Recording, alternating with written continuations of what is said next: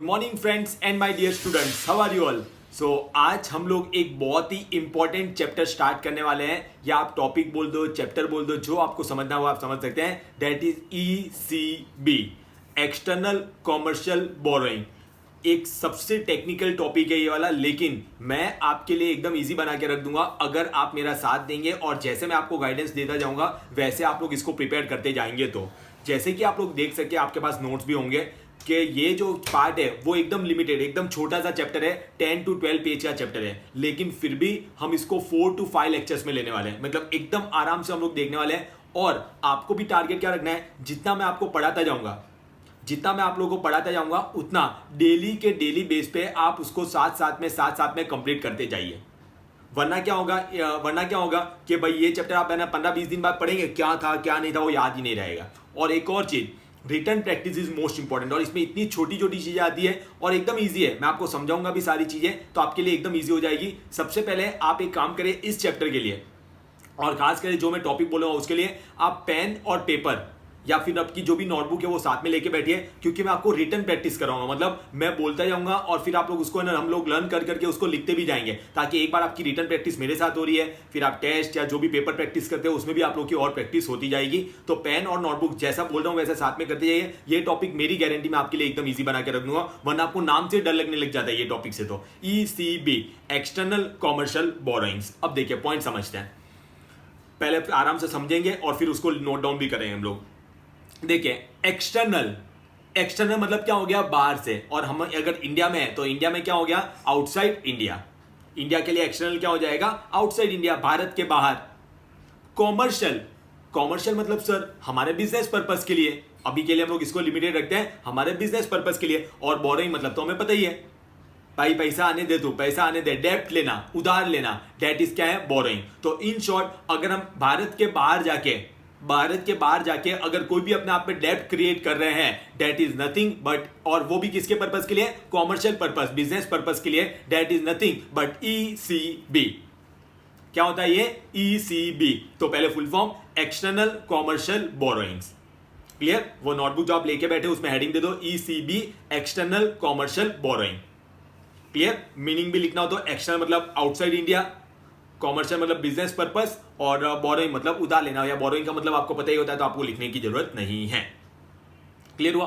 अब पॉइंट समझो, आप भारत के बाहर जा रहे हो और पैसे वगैरह लेके आ रहे हो, तो है ना, कौन इसको गवर्न करता है, फेमा और ये सब वाला पार्ट हो गया, क्योंकि फॉरेन करेंसी वाला पार्ट इसमें आएगा।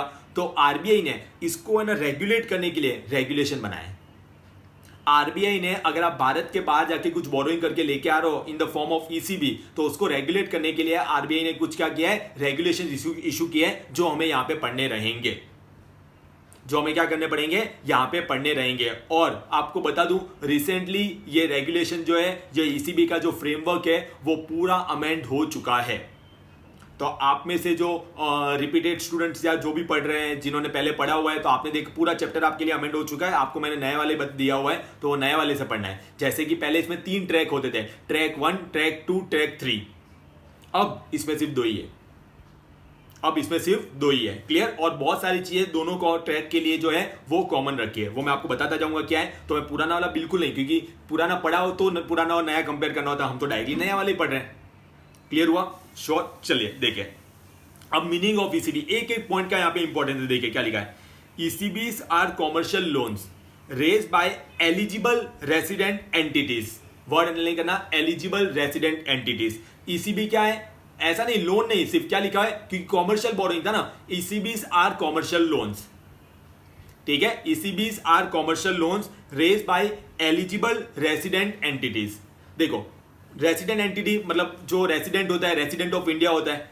क्लियर? तो वो रेसिडेंट होना चाहिए, लेकिन सारे रेसिडेंट नहीं ले सकते, आप, हूं मैं, हम लोग नहीं ले सकते। वो क्या होने चाहिए, एलिजिबल होने चाहिए। जो बोरोवर है वो क्या होने चाहिए, एलिजिबल होने चाहिए। अब देखिए आपके पास नोट्स होंगे, तो उसमें देखो उसके नीचे लीगल फ्रेमवर्क में 3rd पॉइंट दिया, एलिजिबल बोरोवर। तो देखो ये लोग एलिजिबल है, तो हर कोई नहीं ले सकता, जो लोग एलिजिबल है। तो देखो ECB क्या है, लिखना नोटबुक में लिखना, ECB क्या है, कॉमर्शियल लोन रेज बाय, देखो ये तो याद रहेगा, रेसिडेंट एंटिटी, लेकिन कौन से वाले, जो एलिजिबल है।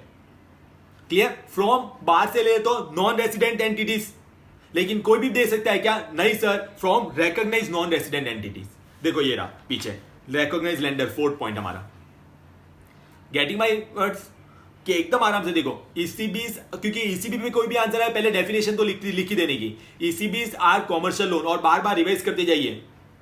आज हम सिर्फ 2 पेज पढ़ेंगे लेकिन बहुत लंबा बैच चलेगा क्योंकि मैं आपको साथ साथ में लर्न भी करवाता जाऊंगा। ECBs are commercial loans raise by कोई भी रेसिडेंट एंटिटी, नहीं sir, eligible resident entities, from कोई भी नॉन रेसिडेंट एंटिटी, नहीं sir, from recognised non resident entities.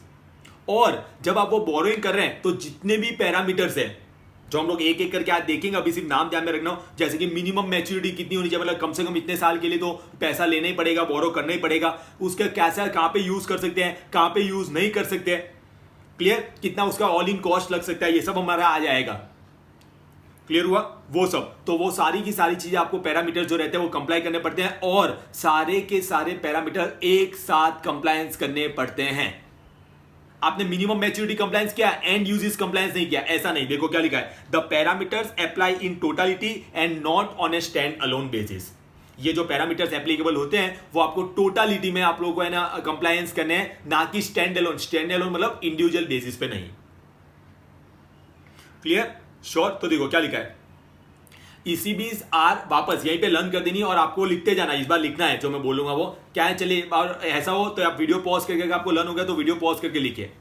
ECBs are commercial loans raise by, मुझे लर्न हो जाए मतलब आपको तो हो ही जाना चाहिए, eligible resident entity from recognised non resident entity and conform to parameter such as. अब ये पैरामीटर में अगर आपको डिफिकल्ट भी लगा, मिनिमम मैच्योरिटी एंड ऑल, तो इस सब पे पूरा का पूरा हेडिंग आने वाला है, तो आपको वैसे ही याद हो जाएगा। क्लियर? और ये जो पैरामीटर्स है वो अप्लाई होगा in totality and not on stand alone. Stand alone मतलब इंडिविजुअल बेसिस पे नहीं, ओवरऑल होगा। Clear, sure? चलिए, अब आता है हमारा लीगल फ्रेमवर्क फॉर ईसीबी। अब मैंने क्या बताया, जैसे कि पहले 3 ट्रैक होते थे, ट्रैक 1, ट्रैक 2, ट्रैक 3, और अब सिर्फ 2 ट्रैक है। अच्छा, पहले के बारे में थोड़ा सा बता देता हूं, ये लिखने की भी जरूरत नहीं है। पहले 3 ट्रैक होते थे, ट्रैक 1, ट्रैक 2 और ट्रैक 3। तो ट्रैक 1 जो होता था ना, उसमें आप मीडियम टर्म में लोन लेते थे, मीडियम टर्म के लिए, जैसे 3 to 5 ईयर्स के लिए। ट्रैक 2 जो था वो आप लॉन्ग टर्म के लिए लेते थे, 10 साल तक के लिए, 10 साल के लिए आप लोग लेते थे। लेकिन वो जो ट्रैक 1 और ट्रैक 2 में जो आपको पैसा लेते थे ना, बोरिंग लेते थे, वो होती थी फॉरेन करेंसी में। किस में होती थी वो? फॉरेन करेंसी में। अब फॉरेन करेंसी में लोगे तो आपको रिपेमेंट भी फॉरेन करेंसी में करना पड़ेगा, तो अगर एक्सचेंज रेट में अगर कुछ गड़बड़ हो गई तो आपकी रिस्क बढ़ जाती है। और जो ट्रैक 3 है वो आपको अपने उसमें जो बोरिंग करते थे वो आपको इंडियन रुपीज में मिलती थी, और उसके लिए टाइम लिमिट था 3 to 5 ईयर्स के लिए। क्लियर? तो देखो, ट्रैक 1 और ट्रैक 2 उसमें क्या था, फॉरेन करेंसी में लेते हैं, और ट्रैक 3 में इंडियन करेंसी में, जो पहले ईसीबी का जो फ्रेमवर्क था। अभी तो नया आ गया, तो उन्होंने क्या किया, ट्रैक 1 और ट्रैक 2 को मर्ज कर दिया, और नाम क्या दिया, अब 2 जो ट्रैक है, 2 जो रूट है, रूट तो नहीं बोल सकते, आपके दो जो ट्रैक है वो कौन से हो गए, एक फॉरेन करेंसी डिनोमिनेटेड ईसीबी और दूसरा इंडियन रुपी डिनोमिनेटेड ईसीबी। अब नाम से पता चल रहा है फॉरेन करेंसी डिनोमिनेटेड, मतलब जो इसमें जो आपको पैसा मिलेगा, जो आप बोरोइंग करेंगे, वो कौन से में मिलेगा, फॉरेन करेंसी में मिलेगा। फिर आपको उसको कन्वर्ट करना पड़ेगा इंडिया में यूज करने के लिए, तो उसमें एक्सचेंज रेट का जो डिफरेंस आएगा उतना आपका नुकसान हो सकता है या फायदा भी हो सकता है ऑन द अदर हैंड। और यहाँ पे जो इंडियन रुपी डिनोमिनेटेड है, आपको पैसे इंडियन रुपीज में मिल रहा है, तो इंडियन रुपीज में उसको यूज करना है। क्लियर हुआ? तो अब ये 2 ही ट्रैक है, बाढ़ में जाए ट्रैक 1, ट्रैक 2, ट्रैक 3, नहीं पढ़ना सर। क्यों पढ़े? चेंज हो गया। पहले क्या चेंजेस कम आते हैं, जो हम ये भी पुराना वाला याद रखें, बिल्कुल याद रखने की जरूरत नहीं बच्चों। नया वाला पढ़ो, एकदम सिंपल है। पढ़ने के बाद कंडीशन अप्लाई, वरना आप बोले सर आपने तो बोला सिंपल है, टेक्निकल लग रहा है। पढ़ने के बाद और साथ साथ में रेगुलर पढ़ना है, फिर एकदम सिंपल लगेगा।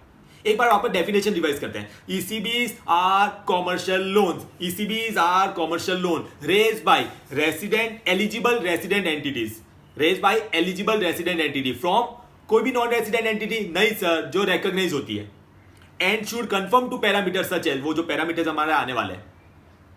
क्लियर? और ये जो पैरामीटर्स है वो एप्लीकेबल होंगे in totality and not on stand alone basis. Clear हुआ? श्योर?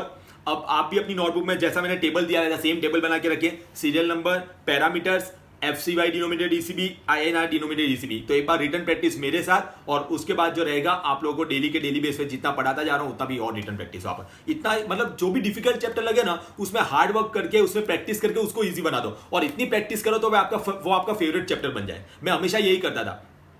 हाँ, कि कोई भी मतलब मुझे टॉपिक क्या, जब मैं स्टूडेंट था, नहीं तो आप बोले सर आप तो सर है, जब मैं स्टूडेंट था तो मैं क्या करता था, कोई भी टॉपिक मुझे डिफिकल्ट लगता था ना, तो मैं क्या बोलता था, ये तो मेरा फेवरेट टॉपिक है। अब मैं अपने आप पे प्रेशर ले लेता था। अब मैं आपके प्रेशर ले लेता था, भाई मैंने बोल तो दिया मेरा फेवरेट है। फेवरेट मतलब क्या होता है, कोई भी आपका फ्रेंड भी आके आपको पूछ सकता है इसका मतलब बताना यार, गेटिंग माई पॉइंट। तो आप पे वो आप खुद प्रेशर लेंगे यार, वो आप उसको इतना प्रैक्टिस करेंगे 2 पॉइंट और एक्स्ट्रा ही सीख के जाएंगे। क्या किसी ने पूछ लिया तो लगना चाहिए ना भाई ये मेरा फेवरेट टॉपिक है, ऐसा इंटरेस्ट, चेहरे पे हंसी आ जाती है, मतलब स्माइल आती है जब हम बोलते हैं हमारा फेवरेट टॉपिक है। तो वैसा करने का कभी भी कोई डिफिकल्ट नहीं है, और वो कब पॉसिबल होता है, जब आप प्रैक्टिस करेंगे। क्लियर? चलिए आपका टेबल बन चुका होगा। सबसे पहला पैरामीटर है करेंसी ऑफ बोरोइंग। अच्छा, इसमें से आपको क्वेश्चन बता दीजिएगा कैसे आ सकता है कि what are the forms of ECB under the foreign currency denominated ECB. तो आपको ये तो ऐसा नहीं पूरा टेबल एक साथ आएगा, इसमें से क्वेश्चन बन के आएगा आप लोगों का। क्लियर हुआ? इसमें से आप लोगों का क्वेश्चन बन के आएगा। चलिए, करेंसी ऑफ बोरोइंग। तो सबसे पहले फॉरेन करेंसी में क्या होगा, any freely convertible foreign currency, कोई भी फॉरेन करेंसी चलेगा इसमें जो फ्रीली इजीली कन्वर्टिबल होती है इंडियन रुपीज में, और वहां पे तो आपको इंडियन रुपीज में, तो ये तो एकदम सिंपल। तो currency of borrowing freely convertible foreign currency, और वहां पे कौन सा, इंडियन रुपीज। क्लियर हुआ? अब जब हम आगे पॉइंट बढ़ेंगे तो आपको लगेगा सेकंड और थर्ड पॉइंट के लिए एक पे एक फ्री मिल रहा है, क्योंकि जो आप फॉरेन करेंसी वाले पार्ट में जितना पढ़ रहे हो उतना तो उधर है ही इंडियन रुपीज में, और 1-2 पॉइंट एक्स्ट्रा। क्लियर? चलिए, फॉर्म्स ऑफ ईसीबी।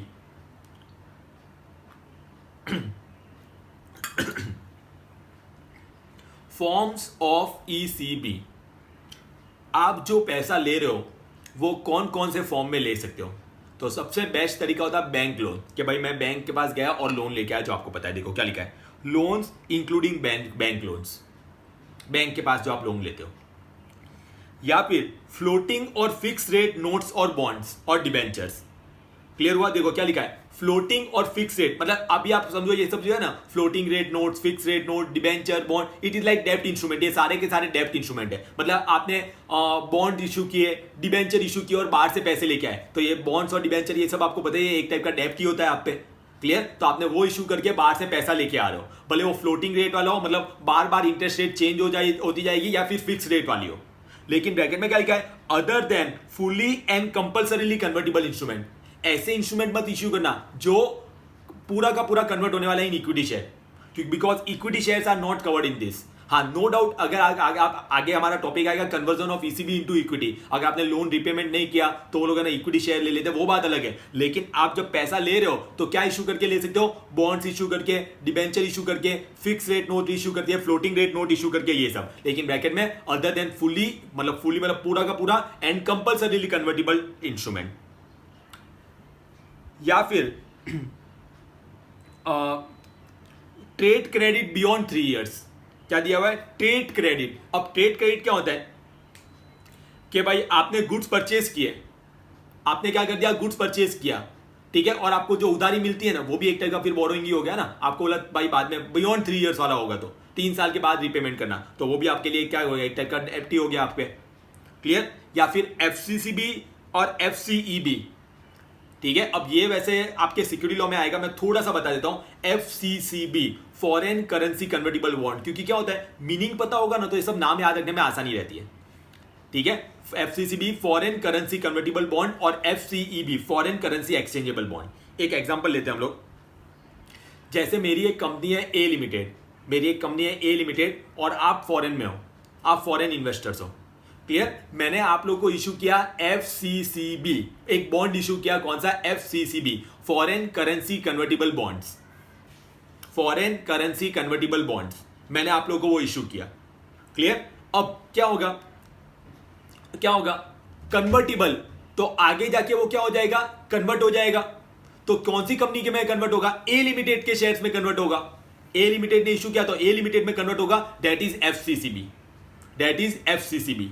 अब एफसीईबी में क्या हो रहा है, मैं ए लिमिटेड, मेरी एक कंपनी है, आप बाहर वाले इन्वेस्टर हो, मैंने आपको एफसीईबी इशू किया, एक्सचेंजेबल बॉन्ड्स, मतलब वो भी आगे जाके बॉन्ड जो है शेयर में कन्वर्ट होगा, आगे जाके वो जो बॉन्ड है आपके पास वो शेयर में कन्वर्ट होगा। लेकिन मेरी कंपनी के शेयर्स नहीं मिलेंगे आपको, ए लिमिटेड के नहीं मिलेंगे, मेरी एक ग्रुप कंपनी है, मेरी एसोसिएटेड कंपनी है, मेरी सिस्टर कंपनी है बी लिमिटेड, उसके शेयर्स मिलेंगे एक्सचेंजेबल, दूसरी कंपनी के मिलेंगे। मतलब अपनी ग्रुप कंपनीज को और प्रमोट करने के लिए एफसीईबी वगैरह यूज किया जाता है। अभी इतना ध्यान में रखें, बाकी डिटेल में सिक्योरिटी लॉ में आएगा।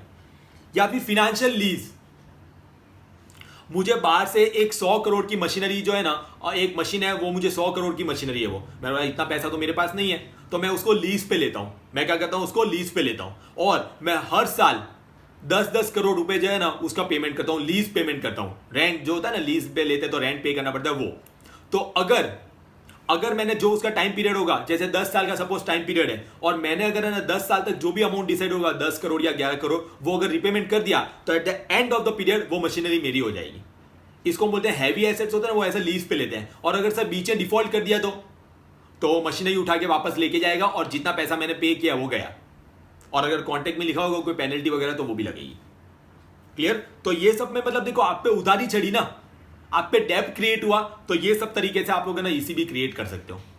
फॉर्म्स ऑफ ईसीबी, अब मैंने आपको सबका मीनिंग बताया, अब आपको याद रखने में आसानी रहेगी। चलिए लिखना भी है, लिखो लोन्स इंक्लूडिंग बैंक लोन्स, कोई भी टाइप का लोन क्रिएट कर सकते हैं आप लोग, बैंक लोन के फॉर्म में लेके आ सकते हैं। या फिर नेक्स्ट लाइन में लिखना floating slash fixed rate notes slash bond slash debentures, floating slash fixed rate notes slash bond slash debenture. ये मुझे पता है आपके पास नोट्स है, लेकिन ये बार रिटर्न प्रैक्टिस करवा रहा हूं। ब्रैकेट में other than fully and compulsorily convertible instrument, other than fully and compulsorily convertible instrument. फिर लिखो, अब सर एक वो क्या था, उधारी लेना बाहर से, मतलब गुड्स परचेज किया लेकिन बाद में trade credit purchase, trade credit beyond 3 years, trade credit beyond 3 year. Next line में लिखना, ये मतलब नया पॉइंट है। उसके बाद उसके नेक्स्ट लाइन में लिखो एफसीसीबीज, आप ऐसे पॉइंट वाइज भी लिख सकते हैं जो अलग अलग फॉर्म है। एफसीसीबीज शॉर्टकट अलाउड है, एफसीसीबीज भी लिखेंगे तो भी चलेगा, फॉरेन करेंसी कन्वर्टिबल बॉन्ड्स। और ये सिक्योरिटी लॉ में पूरी शॉर्ट नोट आएगी, टेंशन मत लो, अभी सिर्फ मीनिंग मैंने आपको बता दिया है। फिर उसके बाद नेक्स्ट लाइन में FCEBs, foreign currency exchangeable bonds, exchangeable bonds and financial lease, and financial lease. Clear? जो आपने हैवी बहुत सारे महंगे महंगे एसेट्स होते हैं तो हम उसको लीज पे ले लेते हैं, भाई जब तक ना रहेगा हम रेंट पे कर देंगे। क्लियर? और अगर जितना मैच्योरिटी पीरियड है उतना पूरा टाइम तक आपने बिना डिफॉल्ट के अगर पेमेंट कर दिया तो एसेट आपका हो जाएगा। क्लियर? ये आपके आई थिंक एफए में भी कंसेप्ट आया था, फिनेंशियल लीज। अच्छा, उस तरफ आते हैं, अगर ये इंडियन रुपी डिनोमिनेटेड ईसीबी, मतलब अगर ये ट्रैक हो तो हम कौन कौन से फॉर्म में ले सकते हैं। एक पे एक फ्री बोला था ना मैंने, और ऊपर से मैं आपको वैनिला आइसक्रीम भी खिलाऊंगा। सर पक्का ना? हाँ पक्का, प्लेन वैनिला आइसक्रीम खिलाऊंगा मैं आप लोग। क्लियर? तो देखो, जितना आप लोग का इस तरफ आ रहा है ना उतना उस तरफ भी है, सेम टू सेम। तो अगर आपका आ जाए what are the different forms of ECB under the Indian rupee denominated ECB, तो पहले तो जितना उधर आया वो पूरा का पूरा सेम। क्लियर हुआ? श्योर। और उसके बाद सर वो वैनिला आइसक्रीम, वो देखो ऑल 4th 5th या 6th लाइन में दिया होगा, ऑल्सो प्लेन वैनिला रुपी डिनोमिनेटेड बॉन्ड्स, प्लेन वैनिला रुपी डिनोमिनेटेड। ये कोई नए टाइप का बॉन्ड लेके आए, जैसे अलग अलग टाइप के बॉन्ड, मसाला बॉन्ड्स और ये सब अलग अलग टाइप के बहुत गजब बॉन्ड्स होते हैं। तो यहाँ पे अब नाम दिया है प्लेन, अब मुझे नहीं पता इसका नाम ये क्यों दिया है, मैं आपको मीनिंग बता दूंगा ये होता क्या है, वरना तो आपको याद रखना पड़ेगा। प्लेन वैनिला रुपी डिनोमिनेटेड बॉन्ड्स, देखो एकदम सिंपल, जैसे नॉर्मल बॉन्ड होता है ना, अभी आप ऐसे ही समझो एक बॉन्ड ही है, डेब्ट इंस्ट्रूमेंट है। ये डेब्ट इंस्ट्रूमेंट होता है जो फॉरेन इन्वेस्टर को इशू किया जाता है, डेब्ट इंस्ट्रूमेंट होता है जो फॉरेन इन्वेस्टर को इशू किया जाता है, लेकिन इसका मेन फीचर होता है इसमें करेंसी रिस्क नहीं होती है, करेंसी रिस्क नहीं होती है। जैसे कि फॉर एग्जांपल आपने एक लोन लिया था ना, तब है ना, तब डॉलर की रेट थी 50 रुपए, आपने लोन लिया था तब डॉलर की रेट थी 50 रुपए, और अभी जब लोन रिपेमेंट करने की बारी आ रही है ना तो डॉलर की रेट हो गई 80 रुपीज, डॉलर की रेट हो गई 80 रुपीज। क्लियर? तो इसको हम बोलते हैं करेंसी रिस्क। क्या बोला जाता है? Currency risk. कि साल आप ज्यादा पेमेंट करना पड़ेगा क्योंकि एक्सचेंज रेट बढ़ गई, लेकिन यहाँ पे तो ऐसा होगा ही नहीं, क्योंकि हम वैसे भी इंडियन रुपीज डिनोमिनेटेड बात करें, पैसा भी इंडियन रुपीज में लेंगे तो देंगे भी इंडियन रुपीज में। तो आप ये जो बॉन्ड है प्लेन वैनिला रुपी डिनोमिनेटेड बॉन्ड इशू करके भी पैसे रेज कर सकते हैं। क्लियर? इशूड ओवरसीज, देखो क्या लिखा है, इशूड ओवरसीज।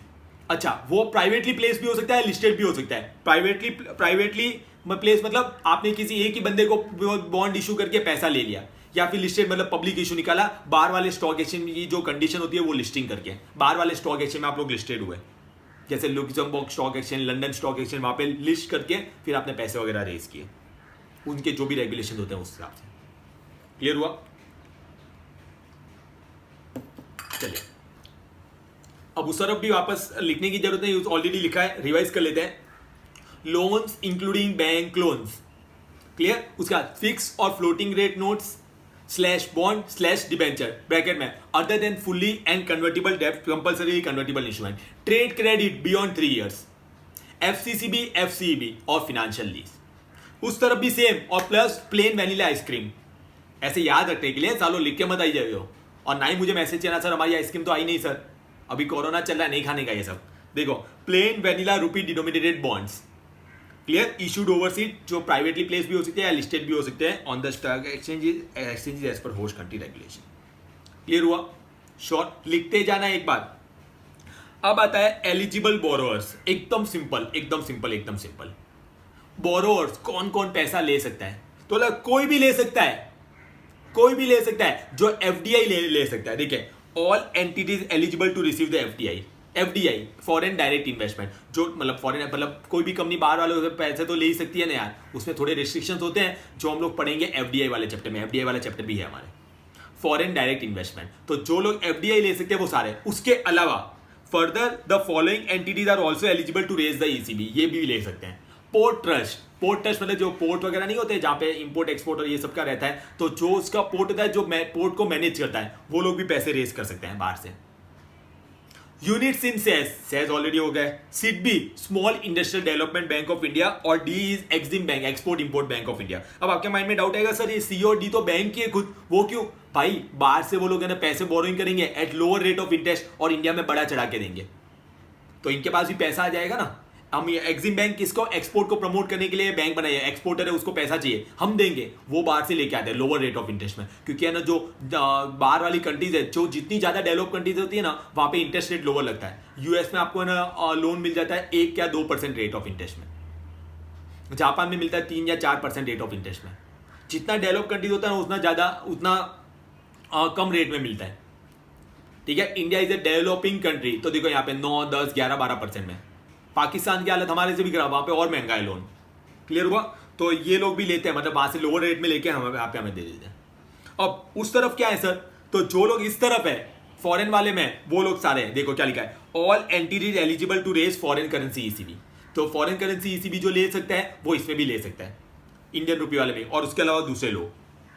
ठीक है, उसके अलावा क्या है, दूसरे लोग। अब पॉइंट समझो, अगर आपके ऐसा एग्जाम में आ जाए who are the eligible borrowers under the Indian rupee denominated ECB, तो आपको ऐसा नहीं लिखना है all entities eligible to raise foreign, आपको ये सब लिख देना है all entities eligible to receive FDI and further the following entities are also eligible, port trust, units in cess, SIDBI और Exim bank of India.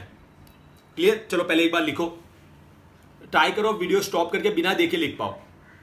Clear? वरना मैं जैसे बोलता जा रहा हूं वैसे आप लोग लिखते जाओ। All entities eligible to receive FDI, all entities eligible to receive FDI.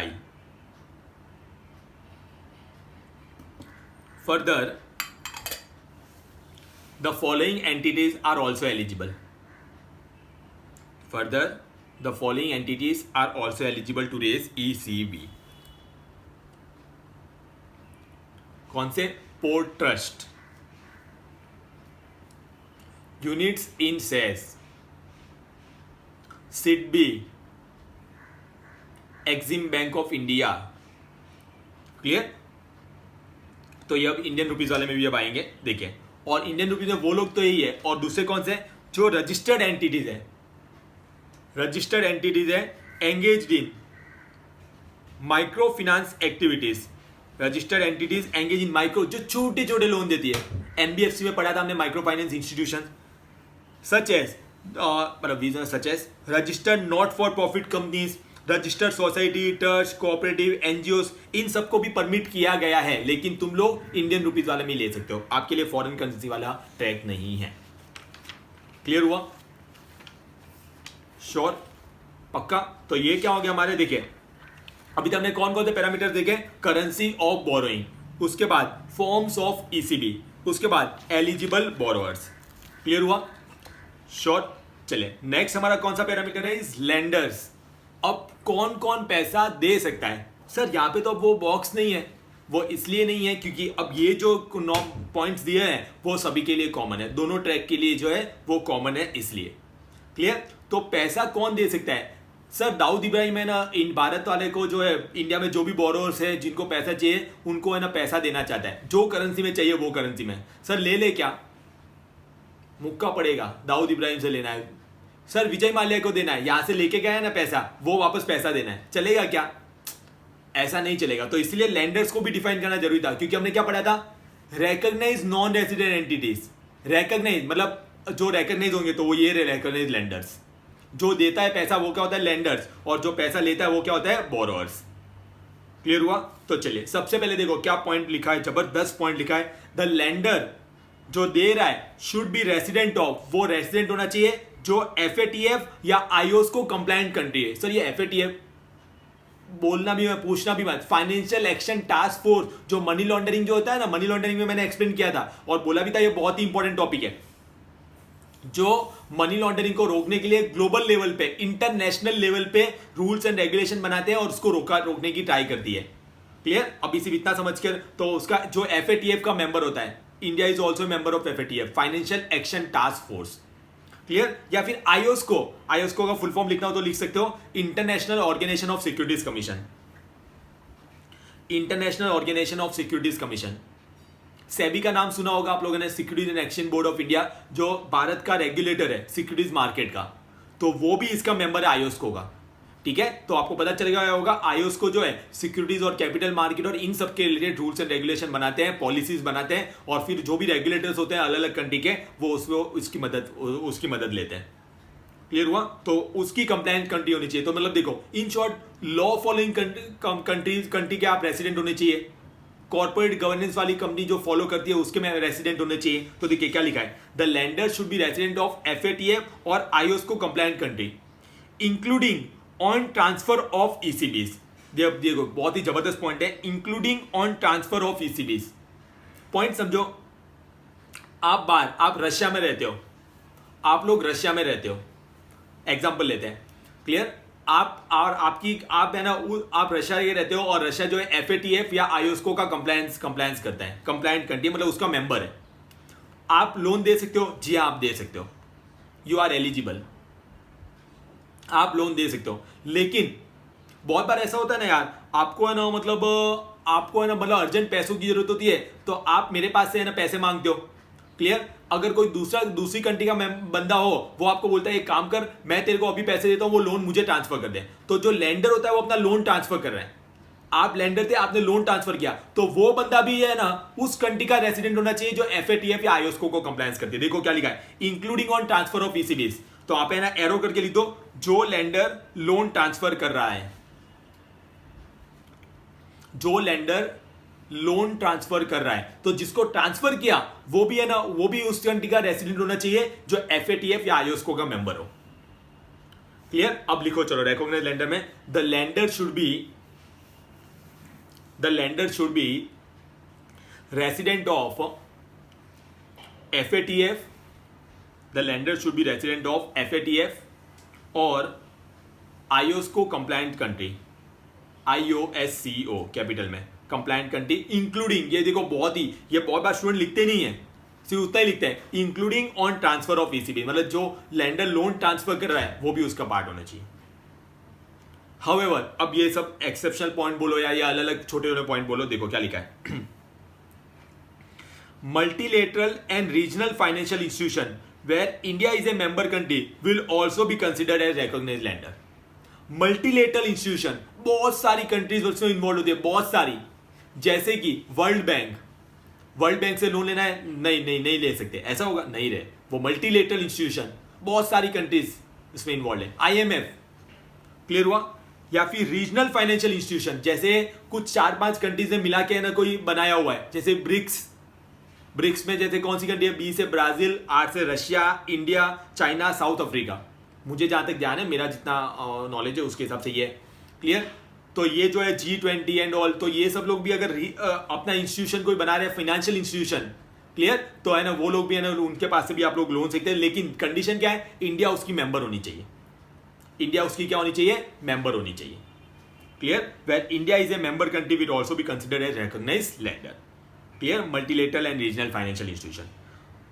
दूसरा बहुत ही जबरदस्त पॉइंट है, बी पॉइंट, लेकिन हम लोग पहले साथ साथ में लिखते भी जाते हैं। पहला क्या था, चलो जो लिखा हुआ वो वापस रिवाइज करते हैं। The lender should be resident of FATF और IOSCO compliant country including transfer of ECB। However देखो, मुझे लर्न हो रहा मतलब आपको तो हो ही जाना चाहिए, क्योंकि मुझे अब चीजें याद नहीं रहती। मैं लर्न करने के लिए थोड़ी, मैं तो समझाने के लिए हूं, तो मुझे तो पढ़ के समझाना है। लेकिन अब आप स्टूडेंट हो, आपको तो लर्न भी करना है। हाउएवर क्या लिखा है, जो मल्टीलेटरल और रीजनल फाइनेंशियल इंस्टीट्यूशन है जहां पे इंडिया मेंबर कंट्री है, वो भी है ना कंसिडर किए जाएंगे एज रिकॉग्नाइज्ड लैंडर्स। या फिर क्या लिखा है, अगर सर कोई बाहर का इंडिविजुअल है, अगर कोई बाहर का इंडिविजुअल है, बाहर का मतलब फॉरेन वाला हो गया, वो अगर हमें लोन देना चाहता है in the form of ECB, तो दे सकता है क्या, दे सकता है सब्जेक्ट टू कंडीशन। देखिए क्या लिखा है, individuals as lender, individuals as lenders can only be permitted है if they are foreign equity holders और फॉर सब्सक्रिप्शन टू बॉन्ड्स और डिबेंचर लिस्टेड अब्रॉड।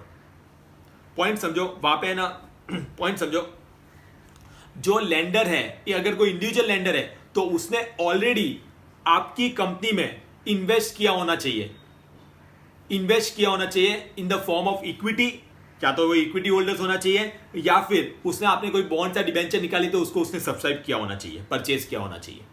तो अगर जिसने ऑलरेडी आपकी कंपनी में पैसे लगाए हुए हैं और वो अगर आपको और लोन के फॉर्म में देना चाहता है in the form of ECB, दे सकता है। ये कंडीशन है इंडिविजुअल को अगर देना हो तो। क्लियर हुआ? उसके अलावा सी पॉइंट भी बहुत टेक्निकल है, देखते हैं, दो पार्ट आएंगे उसमें। फॉरेन ब्रांचेस और subsidiaries of Indian banks are permitted as recognised lender only for FC by ECB except FCCB and FCEBs। देखो पॉइंट समझो इसमें क्या है। जैसे कि क्या लिखा, फॉरेन ब्रांचेस और सब्सिडरीज ऑफ इंडियन बैंक, जैसे कि भारत का ले लेते हैं bank of Baroda, bank of Baroda, clear, उसकी फॉरेन में कोई सब्सिडरी है या फिर फॉरेन में कोई ब्रांच है, क्या वो लोग आपको ECB दे सकते हैं, ECB के फॉर्म में आपको लोन दे सकते हैं? द आंसर इज यस, दे सकते हैं, लेकिन only in foreign currency, only in foreign currency. और एकदम लॉजिकल पॉइंट है, एकदम लॉजिकल पॉइंट है। क्यों सर लॉजिकल पॉइंट है? क्योंकि आप वहां पे जाएंगे, मतलब पॉइंट, बैंक ऑफ बड़ौदा की आप लोग है ना USA में एक ब्रांच है सपोज, और वहां पे जा रहे हैं और उनको बोले हमें इंडियन रुपीज में लोन दो, तो दो चार तो वो गालियां ही देगा, मतलब वो तो हंसेगा मन में, आप पे मुंह पे आपके हंसने लग जाएगा और बोले सालो तुम लोग को इंडियन रुपीज में चाहिए, भारत में क्या बैंक मर गई है जो हमारे पास लेने के लिए आ रहे हो? सेम वही बैंक ऑफ बड़ौदा से आपको लेना है तो इंडिया में भी तो है, इंडियन रुपीज में लेना हो तो बाहर वाले से आप ले सकते हो, लेकिन only in foreign currency except FCCB, मतलब वो फॉरेन करेंसी कन्वर्टेबल बॉन्ड या एक्सचेंजेबल बॉन्ड उनको इशू करके पैसे रेज करो तो वो चलेगा, उसमें कोई प्रॉब्लम नहीं है। अब आगे एक और पॉइंट, इसमें कंटिन्यू पॉइंट है, फॉरेन ब्रांचेस और subsidiaries of Indian banks subject to applicable prudential norms can participate as arrangers, underwriters, market maker, traders for rupee denominated bond issued overseas. मतलब भारत की कोई कंपनी है और वो लोग है ना बाहर बॉन्ड इशू करना चाहती है, रूपी डिनोमिनेटेड मतलब इंडियन रुपीज में बॉन्ड इशू करना चाहती है, तो फॉरेन ब्रांचेस और वो सब है, वो ये सब इंटरमीडिएरी के तौर पे काम कर सकते हैं। ये सब मैं इंटरमीडिएट इसलिए बोल रहा हूं कि सब में थोड़ा थोड़ा डिफरेंस है, वो हम सिक्योरिटी लॉ में देखेंगे। क्लियर? तो वो अरेंजमेंट करवा रहे हैं, अरेंजमेंट करने वाले आपको इन्वेस्टर ढूंढने में मदद करवा रहे हैं, अंडरराइटिंग गारंटी ले रहे हैं। क्लियर? मार्केट मेकर, मार्केट जो मार्केट बनाता है, डिमांड भी खुद जनरेट करता है, सप्लाई भी खुद करवाता है, ट्रेडिंग मतलब खुद ही आपस में ट्रेडिंग करने वाले हैं, तो वो सब ऐसा कर सकते हैं। लेकिन उसमें भी exception, however underwriting by foreign branch or subsidiaries of Indian bank for issued by Indian bank will not be allowed। Bharat की जैसे बैंक ऑफ इंडिया है, वो अगर फॉरेन में ये सब बॉन्ड वगैरह निकाल रही है, तो जो बैंक ऑफ बड़ौदा की सब्सिडरी थी वो उसका अंडरराइटर का काम कर सकती है क्या? The answer is no. सालो तुम लोग है ना आपस में कंपटीशन के चक्कर में उसका काम बिगाड़ने की ट्राई ज्यादा करोगे। वापस देखेंगे हम लोग इसको, तीनों पॉइंट को। फॉरेन ब्रांच या सब्सिडरी ऑफ इंडियन बैंक्स है, वो ECB के फॉर्म में पैसा दे सकती है, लेकिन अगर फॉरेन करेंसी डिनोमिनेटेड है तो ही, फॉरेन करेंसी में है तो ही। दूसरा पॉइंट, लेकिन फॉरेन ब्रांच है जो सब्सिडरीज ऑफ इंडियन बैंक है, foreign branch of Indian bank या सब्सिडरीज ऑफ इंडियन बैंक है, वो आप लोग को इन्वेस्टर ढूंढने में मदद कर सकती है by working as a arrangers, underwriter, market makers या ट्रेडर्स। लेकिन अगर कोई इंडियन बैंक है उसको अगर इन्हें बॉन्ड और ये सब रेस इशू करके पैसे रेस करने तो उसके अंडरराइटर का काम वो बैंक नहीं कर सकती। क्लियर हुआ? श्योर? पक्का? चलिए एक बार लिख दीजिए, वीडियो को स्टॉप करके वापस एक बार रिवाइज करते हैं। ये मोस्ट इंपॉर्टेंट आंसर है, who is the recognised lender under the ECB. कोई भी रूट में, दोनों में यही लिखना है आप लोगों को। देखो, the lender should be resident of FATF और IOSCO compliant country including transfer of ECB. However क्या लिखा है? मल्टीलेटरल, या मैंने आपको एग्जांपल दिया तो आपको ये भी याद रहेगा, multilateral and regional financial institution of which India is a member country will also be consider. या फिर इंडिविजुअल जो है वो एज लेंडर वो लोग है ना इशू कर सकते हैं इफ दे आर ऑलरेडी, उन्होंने इंडिया में कंपनी में इन्वेस्ट किया है, फॉरेन इक्विटी होल्डर या सब्सक्राइब किया है बॉन्ड्स और डिबेंचर्स को, या फिर फॉरेन ब्रांच और सबसे। ये ऑलरेडी हमने 2 बार रिवाइज कर लिया है, ये बार आप लोग सिर्फ एक बार लिख दीजिएगा। क्लियर? मुझे पता है थोड़ा सा टेक्निकल है, लेकिन इसीलिए तो मीनिंग बता रहा हूं। अब इतना सर्च खतरनाक पॉइंट पढ़ लिए, अब थोड़े इजी भी तो बनने चाहिए ना सर, एकदम इजी वाले पॉइंट। अब 5, 6 और 7 ये 3 पॉइंट हम लोग लेंगे और उसके बाद आज का वीडियो स्टॉप, और फिर आप लोग उसको वापस रिवाइज करके जितना मैं डेली पढ़ाता जाऊंगा उतना साथ साथ में रिवाइज करते जाना। क्लियर? देखिए, मिनिमम एवरेज मैच्योरिटी पीरियड,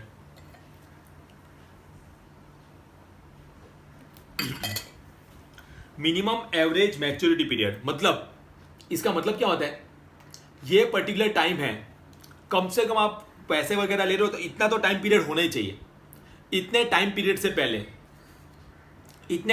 पहले ना सामने वाला आपको फोन करके पैसे मांग सकता है और ना आप उसको जाके दे सकते हो। That is MAMP, minimum average maturity period. अब वो अलग अलग के लिए अलग अलग टाइम पीरियड रहता है, लेकिन हम लोग पढ़ लेते हैं जितना दिया हुआ है। MAMP will be of 3 years. However, manufacturing sector companies में raise ECBs।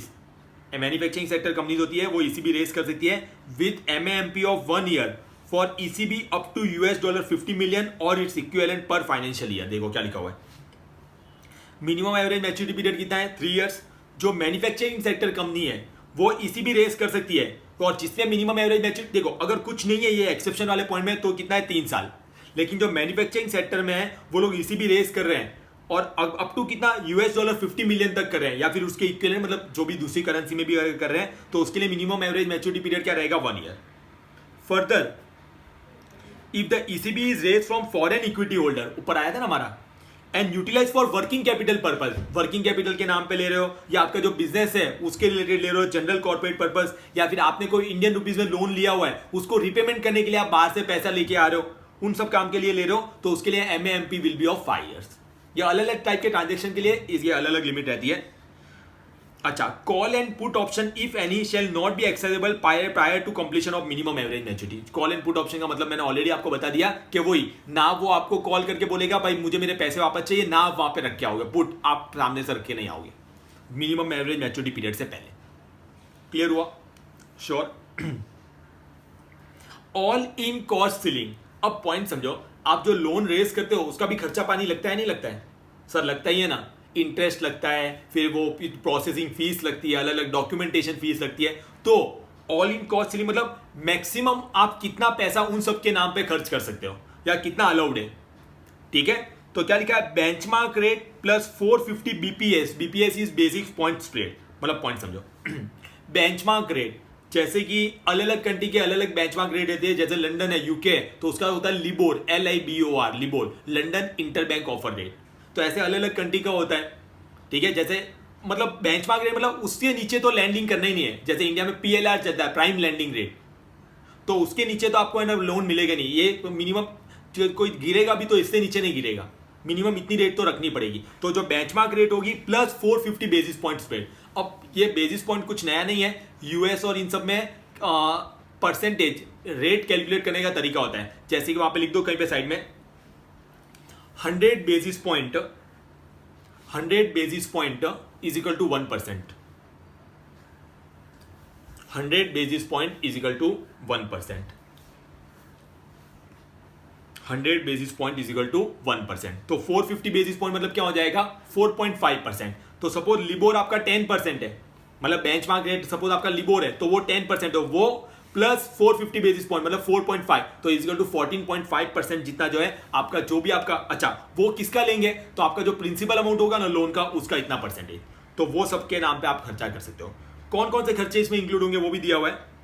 It may be noted that all in cost includes rate of interest, other fees, expenses, charges, guarantee fees, guarantor भी गारंटी दे रहा है। आप बाहर से loan रहे हो, Indian bank के पास आप गारंटी लेने गए, फ्री में देगी क्या? चार्जेस लेंगे। ECA charges, ECA is export credit agency. जैसे आप क्रेडिट रेटिंग लेते हो ना सिक्योरिटीज की, वैसे जो एक्सपोर्टर्स होते हैं ना वो भी अपनी रेटिंग ले सकते हैं, तो उसके भी चार्जेस लगते हैं। Export credit agency charges whether paid in foreign currency और Indian rupees but will not include commitment fee and withholding tax payable in Indian rupees. Commitment fee मतलब क्या होता है कि भाई मेरे पे भरोसा नहीं है क्या? आप लोग बोलते हो ना, कोई किसी को पैसा देते हो तो वापस कब देगा? अरे मेरे पे भरोसा नहीं है क्या? भाई पे भरोसा नहीं है, दे ही दूंगा ना, कहाँ जाऊंगा? अगर नहीं दिया तो नहीं दिया तो मैं तुझे इतना पैसा एक्स्ट्रा पे करूंगा। कमिटमेंट फीस, अगर लोन रिपे नहीं कर पाए तो वो सब इसमें इंक्लूड नहीं होगी। और एक था विथहोल्डिंग टैक्स। अब ये इनकम टैक्स का वैसे पॉइंट है, मैं आपको थोड़ा सा बता देता हूं। जैसे आपने कोई पर्टिकुलर करेंसी में लोन लिया 50, तब है ना डॉलर की रेट थी 50 रुपए, तब डॉलर की रेट कितनी थी? 50 रुपए। आपका जब रिपेमेंट करने की बारी आई ना, तब वो डॉलर की रेट हो गई 30 रुपए। ऑस्ट्रेलियन डॉलर में लिया होगा, वो डॉलर की रेट हो गई 30 रुपए। तो आप ऑफकोर्स आप जो करेंसी में लोगे उसी करेंसी में वापस रिपे करोगे, तो यहां पे आपका फायदा हो रहा है। तो फायदे पे भी टैक्स लगता है, दैट इज विथहोल्डिंग टैक्स। अभी मैंने बेसिक में बताया, बाकी इनकम टैक्स में आप लोग का आएगा। तो वो सब चीजें इसमें इंक्लूड नहीं है ऑल इन कॉस्ट में। क्लियर हुआ? श्योर। तो ऑल इन कॉस्ट सीलिंग आपको याद कितना रखा है? Benchmark rate plus 450 BPS rate. BPS is basis point और 100 बेसिस पॉइंट इक्वल टू 1% होता है। तो 450 बेसिस पॉइंट मतलब क्या हो गया? 4.5%। क्लियर? फिर ऑल इन कॉस्ट में क्या इंक्लूड होता है? Interest, other fees, expenses, charges, guarantee fees, ये सब चीजें। अच्छा, जो 5, 6 और 7 है वो अभी आप नोटबुक में नहीं भी लिखोगे तो भी चलेगा, एक बार सिर्फ समझ के रखोगे, वो इतना टेक्निकल नहीं है इसलिए। अदर कॉस्ट, जो ऑल इन कॉस्ट के अलावा भी कोई दूसरी कॉस्ट है उसके लिए कितना अलाउड है? अब प्रीपेमेंट चार्ज और पैनल इंटरेस्ट। अब प्रीपेमेंट चार्ज का मतलब समझो, आपने बाहर से कोई लोन लिया है, या नॉर्मल लोन समझो, आपने कोई लोन लिया है बैंक से 5 साल के लिए, और आप वो लोन 2 साल के बाद ही रिपेमेंट करने चले जाते हो कि भाई पैसा आया चलो रिपेमेंट कर देते हैं। तो इससे बैंक का फायदा हुआ या नुकसान हुआ? द आंसर इज बैंक का नुकसान हुआ। क्यों सर नुकसान हुआ? अरे भाई वो पैसे, वो उनको 5 साल तक इंटरेस्ट मिलता, अब वो 2 साल तक कहीं मिला ना। क्लियर? तो बैंक वालों ने क्या किया है, बहुत सारी बैंक कर दिया, और लेकिन बहुत सारी बैंकों ने बंद भी कर दिया कंपटीशन के चक्कर में। बहुत सारे बैंक बोलते हैं हमारे यहाँ पे प्री पेमेंट चार्जेस नहीं है, मतलब अगर आप अर्लियर रीपेमेंट भी कर रहे हो ना तो भी हम चार्जेस नहीं लेंगे, लेकिन बहुत सारी बैंक लेती भी है। तो वो होता है प्रीपेमेंट चार्ज, मतलब आप अपना लोन के मैच्योरिटी से पहले आप उसको रिपेमेंट करने चले गए तो उसके नाम पे बैंक और बोलते हैं ठीक है ले लेंगे, लेकिन इसका अलग से इतना चार्ज लगेगा। या फिर पैनल इंटरेस्ट। पैनल इंटरेस्ट मतलब सालों डिफॉल्ट कर रहे हो, तो डिफॉल्ट कर दिया तो मतलब रिपेमेंट नहीं कर रहे हो, या ईएमआई आप टाइमली नहीं रिपे कर रहे हो। इफ एनी फॉर डिफॉल्ट और breach of covenant should not be more than 2% over and about the contracted rate of interest. आपने जो रेट ऑफ इंटरेस्ट में डन किया है उसके ऊपर और 2% ऐड कर दो, उससे ज्यादा नहीं हो सकता। और वो किसका काउंट किया जाएगा? On the outstanding principal amount and will be outside the all in cost ceiling, मतलब ऑल इन कॉस्ट में जो इंक्लूड नहीं होता है। क्लियर हुआ? श्योर। तो देखिए आज हमने क्या क्या पढ़ा है। आज हमने पढ़ा है ईसीबी किसे कहते हैं, और वो भी रिटर्न प्रैक्टिस के साथ। उसके बाद हमने लीगल फ्रेमवर्क स्टार्ट किया। तो पहले मैंने आपको बताया पहले 3 ट्रैक हुआ करते थे, अभी 2 ट्रैक है, फॉरेन करेंसी डिनोमिनेटेड और इंडियन रुपी डिनोमिनेटेड। ठीक है, करेंसी ऑफ बोरोइंग एकदम सिंपल, फ्रीली कन्वर्टेबल, वहां पे Indian rupees. Forms of ECB, कौन कौन से फॉर्म में आप पैसा लेके आ सकते हो, मैंने ऑलमोस्ट जो है इन सबका मीनिंग भी बताया ताकि आपको वो वर्ड याद रहे। इसलिए एलिजिबल बोरोअर्स कौन कौन ले सकता है, तो जो एफडीआई ले सकता है वो तो सारे ले सकते हैं, प्लस ये लोग पोर्ट ट्रस्ट, यूनिट इन सेल्स, सिडबी और एक्सिम बैंक। इंडियन रुपीज वाले में ये लोग तो ले सकते हैं, प्लस माइक्रो फाइनेंस एक्टिविटीज वाले लोग, लेंडर्स। सबसे टेक्निकल पॉइंट आज का ये था जो मैंने आप लोगों को समझाया। ये 5, 6 और 7 एकदम इजी वाला पॉइंट है, जब रीड आउट करके रखना है। क्लियर? एग्जाम में इस चैप्टर में से एक क्वेश्चन आता है, उससे ज्यादा नहीं आएगा। क्लियर? लेकिन हम क्यों ऐसे एक एक करके सबको छोड़ दिया होगे? तो एफडीआई पढ़ोगे तो बोलोगे सर एफडीआई छोड़ते हैं, एफटीपी पढ़ोगे तो बोलोगे एफटीपी छोड़ते हैं, ईसीबी पढ़ोगे तो भाई तो लिख के क्या हो गया, ऐसे एक एक करके सब छूटता जाएगा। इसलिए जो डिफिकल्ट है या जो डिफिकल्ट से बेटर वर्ड है टेक्निकल है, तो उसको लिमिटेड पढ़ो। जितना लेक्चर जितना मैं पढ़ाता जा रहा हूं उतना साथ में पढ़ो, रिटर्न प्रैक्टिस करो और खत्म करो। तो आज आपका टारगेट ही क्या होना चाहिए? सर ने 2 पेज पढ़ा, हम 2 पेज पढ़ के सर के साथ कंप्लीट कर देंगे, और फिर नेक्स्ट लेक्चर में, क्योंकि देखो चैप्टर छोटा तो भी मैं 4-5 लेक्चर में लूंगा इसको। क्लियर? और फिर नेक्स्ट लेक्चर में हम इसके जो बचे हुए दूसरे पोजीशंस है वो हम लोग आगे कंटिन्यू करेंगे। डन? श्योर? तब तक आप पढ़िए, और कोई भी डाउट वगैरह आए तो आप लोग मुझे पूछ सकते हैं, और वीडियो अगर अच्छा लगा हो तो लाइक और शेयर करना ना भूलें। Thank you so much all of you for watching this video guys.